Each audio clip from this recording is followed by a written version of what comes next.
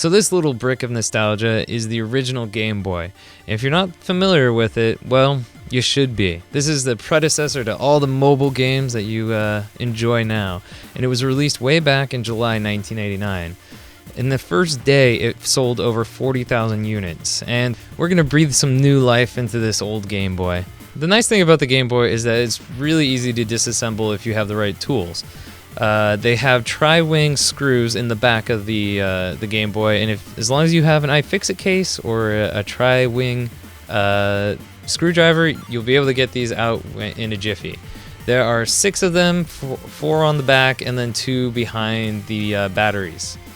Once you've got those screws out, you can flip the back of the Game Boy around, and you've got yourself a pretty easy access to the board compared to like modern electronics. This was built in the day that you could actually work on it. The problem with this Game Boy was that it had vertical lines missing on the screen, which some people might think was a death sentence for these little guys once the screen starts to die, but it's really easy to fix. So we'll take out all the Phillips screw heads that attach the front board to the front of the case and just pop those out real quick and flip the front board around so you have access to the screen. Because what we're going to need to do now is heat up our soldering iron, and there's this black piece of tape that runs along the front of the screen here. That is where the soldering is attached to the LCD screen.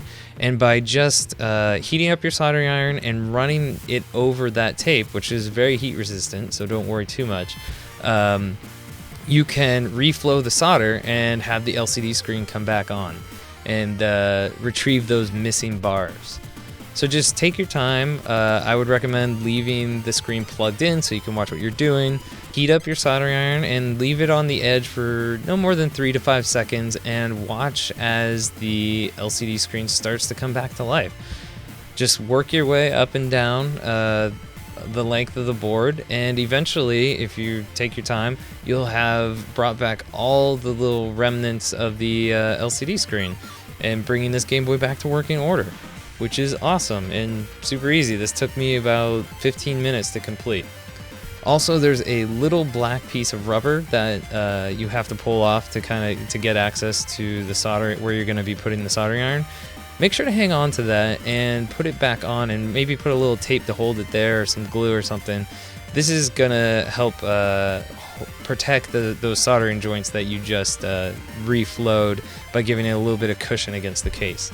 Not only did you have a little fun and learn a little bit about this old piece of tech, but you brought it back to life, and it definitely scratched that nostalgic itch that I had, and put everything back in the reverse order that we took it apart and put back on the front screen, and you've got yourself a fully functioning piece of hardware from 1989, 25 years old. But we're not done. We're going to keep adding stuff to this Game Boy in later episodes, so stick around. So it wasn't enough just to fix the screen on our Game Boy, but we need to improve the Game Boy. And there's no way better than to do that than adding a backlight to it, because these screens are notoriously hard to see unless you are in direct light. So the kit that I purchased came with just the LCD panel, a resistor, and a polarization shield. And we'll get into what each of those do as we go along. But of course, the first thing to do is going to be disassemble your Game Boy. In the back, there will be 4 tri-wing bits. We'll remove those along with the batteries underneath the battery cover, and then it's time to remove the circuit board. Once you have all those Phillips screws taken out, we can unattach the front panel from the back panel from the little ribbon. Once you have the front panel disassembled and taken off, you're going to want to focus on the 2 screws here on the front by the screen. Underneath this is where we're going to be able to detach the screen from the board. Also on the back of this board, there are 3 little clips that hold in the plastic piece that the LCD panel sits in, the little frame there. You're going to want to detach those clips once you kind of pop the frame out.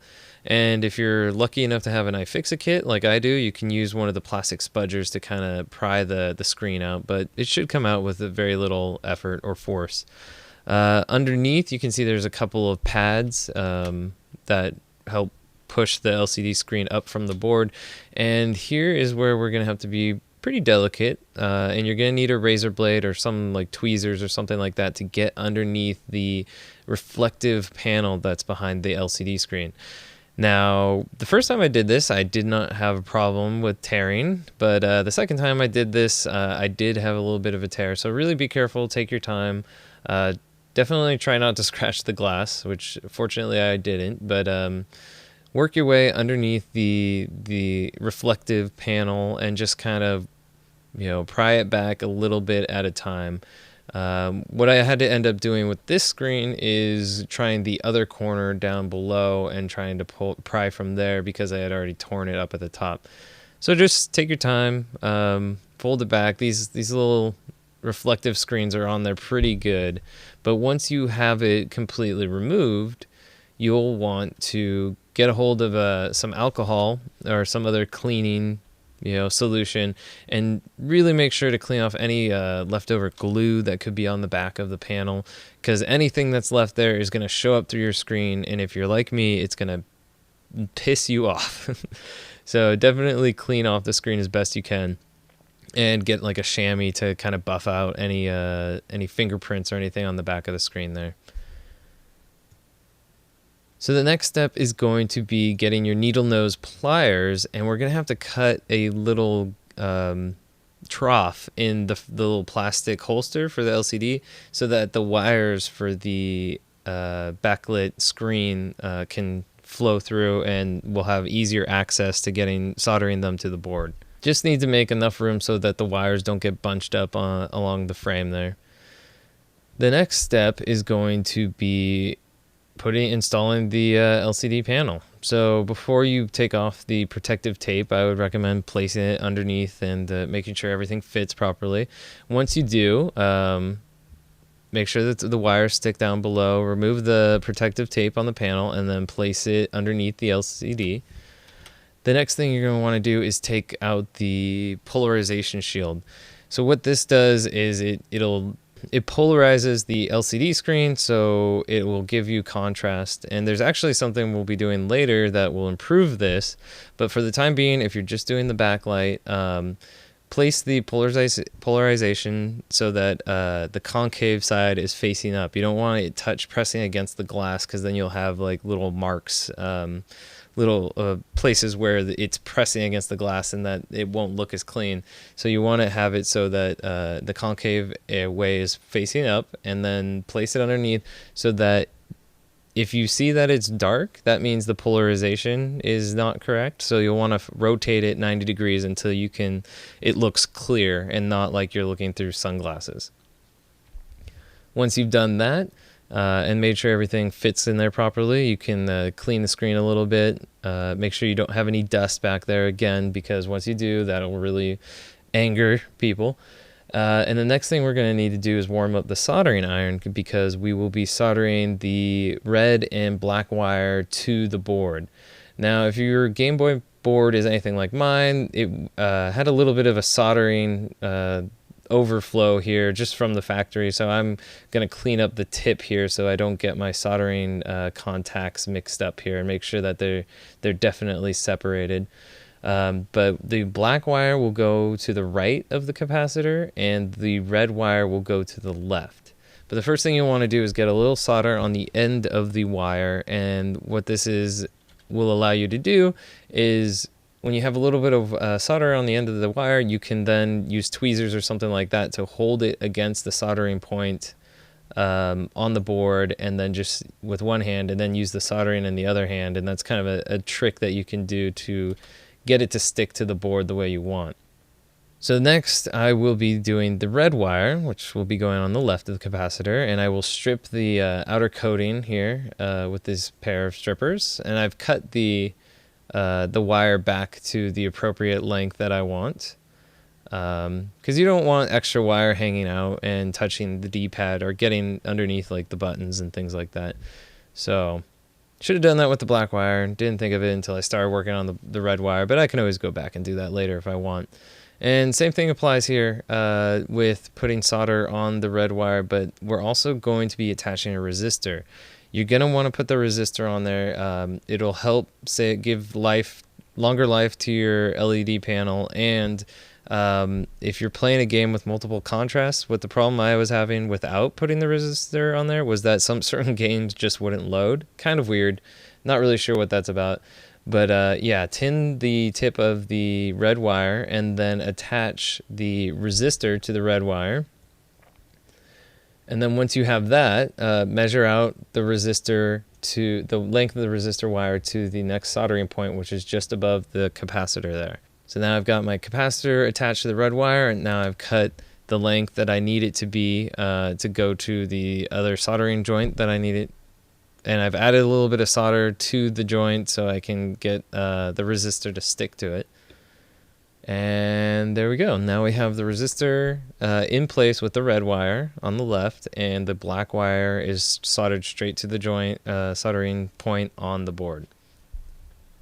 Make sure your wires are neatly tucked away and not going out over where the buttons might be. Now it's time to test, so put the batteries back into the back panel of the Game Boy. And if you've done everything right, which you should have if you followed the steps, you'll have a colored backlit screen. You can choose from a variety of colors. For this one, I was doing it for my brother Greg. He wanted green, and I have to say it looks pretty cool. Definitely improves on the original Game Boy. And now that we've made sure that everything works properly, we're going to put it back together. Make sure to clean the screen and definitely double check if there's anything behind it. Put the 2 screws back in the front that were holding that brown piece of plastic, and reassemble. Same steps as when you took it apart, and you should be good to go. For all of these parts and other accessories, I'll have links in the show notes, so check out our show page. But you can get the LCD screen for pretty cheap, and you can also get new replacement glass, or not glass, but new replacement cover screens, because those tend to be very scratched up from the old days. So those are really cheap to replace, and you can attach them very easily. So this is the final step in modding our original Game Boy. On the left, I have the original unmodified Game Boy. The Game Boy in the middle has just the LCD with the backlit screen. And then on the right is the LCD with the backlight and the hex mod. Now, what is the hex chip and what does it do? Well, it's magic. No, actually, the simple explanation is that it is a Bivert chip, which inverts the contrast of the screen, and by doing that and reversing the polarization, you get a much sharper contrast to the screen, and it's a must-do if you're doing this backlight mod. And that chip that I just showed is the one that I tried to do this project with, and it is nearly impossible to solder wires to it, so don't ever try and use just the Bivert chip. Get this hex board from Thursday Customs and your life will be a lot easier. So like with our other projects, the first step is to take apart the Game Boy and pull off the back panel here. Once you have that clear, you can remove the hex from its kit. The full kit comes with the hex DMG PCB, 4 pins, and a 1.5 inch wire, and some handy instructions here. Now that you have the kit out, you'll want to locate these 4 spots to solder the pins to the board. What you're going to do is heat up the pad and the solder and push the pins through the board. Now, as you do this, take your time and just try and add a little pressure to the pin as you push down. What might happen is there might not be enough solder and you'll have a little bit of a loose fitting pin. Just add a little solder to it to get it to stand up straight, and you should be okay. Just take your time with it, like any soldering project. And the first 3 usually go pretty easy for me. The one that I find difficult is the 4th pin that you try and get into the same hole with the capacitor.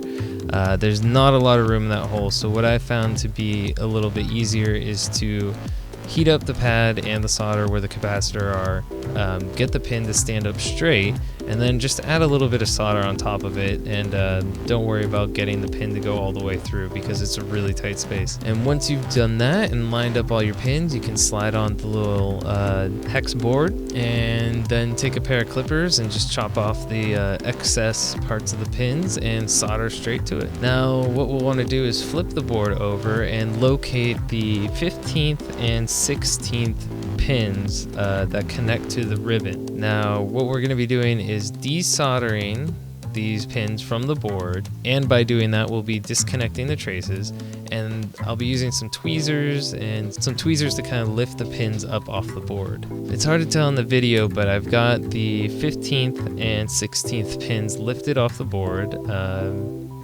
Just take your time and be kind of gentle. You don't want to desolder any of the other pins, just these two. And you'll also notice if you follow the traces on the board that these lead to the two of the pins that we soldered to the board. Next thing you want to do is take that piece of wire. If you have a pair of strippers, get that, strip them and tin the tip of the wire. And by tinning, I mean put a little solder on it so that it makes it easier to attach to the pin. And the first one I'll be attaching it to is the 15th pin. And the 15th pin connects to the 01 on the Thursday Customs hex board, and then the 16th pin connects to the 02 on the board.